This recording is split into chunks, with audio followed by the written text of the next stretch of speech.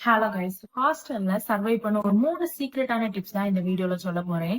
First பாத்தீங்கன்னா, most of parents pocket money month ஸ்டார்டிங்லயே கொடுத்துருவாங்க. நம்ம சென்ட் பண்ணதுமே ஓவரா செலவு பண்ணிரும். அப்புறம் மந்த் எண்ட்லயுமே வீட்ல வாங்குற மாதிரி இருக்கும். அதுக்கு நான் ஃபாலோ பண்ற ட்ரிக் பாத்தீங்கன்னா, அமௌண்ட் சென்ட் பண்ணதுமே நான் எவ்வளவு செலவு பண்ணிருக்கேன்னு இந்த நோட்ல எழுதி வச்சிருப்பேன். அப்புறமா நமக்கே தோணும் எவ்வளவு செலவு பண்ணிருக்கோம், எவ்வளவு பேலன்ஸ் இருக்கும்னு. இது நோட் பண்ணாம இருந்தா நம்ம அதை மைண்ட் பண்ணவே மாட்டோம். சோ அதனால இந்த ட்ரிக் உங்களுக்கு எல்லாருக்குமே யூஸ்ஃபுல்லா இருக்கும். செகண்ட் டிப் பாத்தீங்கன்னா, மோஸ்டா மெஸ்ல சாப்பாடு ஸ்டார்டிங்ல தான் செட் ஆகும். ஒரு சில பேருக்கு ஸ்டார்டிங்லயுமே செட் ஆகாது.